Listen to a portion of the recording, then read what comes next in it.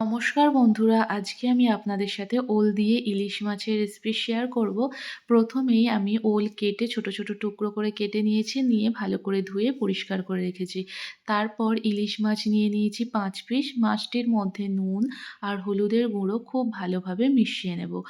মাছের মধ্যে হলুদের গুঁড়ো ভালোভাবে মেশানো হয়ে গেলে কড়াই গরম করতে দিয়ে তাতে সামান্য পরিমাণে সর্ষের তেল দিয়ে দেব। তেলটি অল্প গরম হয়ে গেলে কেটে রাখা ওলগুলি তেলের মধ্যে দিয়ে দেব। দিয়ে কয়েক মিনিট একটু নাড়াচাড়া করার পর দিয়ে দেব সামান্য পরিমাণে নুন আর হলুদের গুঁড়ো।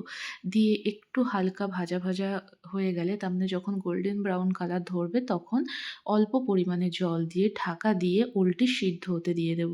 খুব বেশি সময় লাগে না, ওই 5 থেকে 7 মিনিট গ্যাসের ফ্লেমটি লোতে রেখে সিদ্ধ করে নিয়েছি। তারপর ঢাকাটি খুলে একটি হাতা দিয়ে এইভাবে ওলগুলি ভেঙে নেব। একদম পুরো গলিয়ে দেব না, একটু আধ ভাঙা করে ওলটি ভালো করে ঘেঁটে নেব। যখন খুব ভালোভাবে মোটামুটি ম্যাশ করা হয়ে যাবে, তারপর পরিমাণ মতো জল দিয়ে দেব।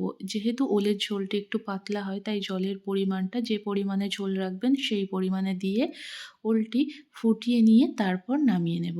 নামিয়ে কড়াইটি পরিষ্কার করে ওই কড়াইতেই বেশ কিছুটা পরিমাণে সর্ষের তেল দিয়ে তেলটি ভালোভাবে গরম হয়ে গেলে নুন হলুদ মিশিয়ে রাখা ইলিশ মাছগুলি একে একে তেলের মধ্যে দিয়ে দেব।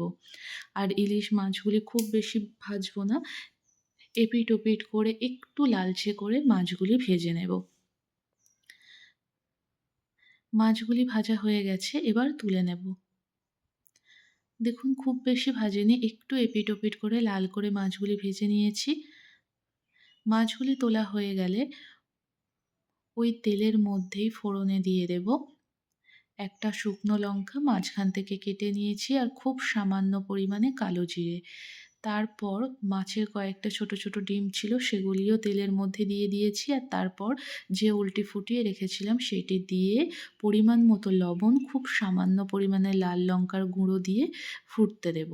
আর এখানে আমি 1/2 টেবিল চামচ নুন দিয়েছি, আর আগেও যেহেতু ওল সিদ্ধর সময় নুন দিয়েছি, তাই নুনের পরিমাণটা একটু কম দিয়েছি। তারপর ভেজে রাখা মাছগুলি ওলের মধ্যে দিয়ে কিছুটা সময় ফোটাতে দেবো। ওই 5 থেকে 7 মিনিট গ্যাসের আঁচটি হাই ফ্লেমে রেখেই ফোটাতে দেবো। যখন একটু আগের তুলনায় ঝোলটি গাঢ় হয়ে আসবে, তারপর কয়েকটি চিড়ে রাখা কাঁচা লঙ্কা দিয়ে নামিয়ে নেব।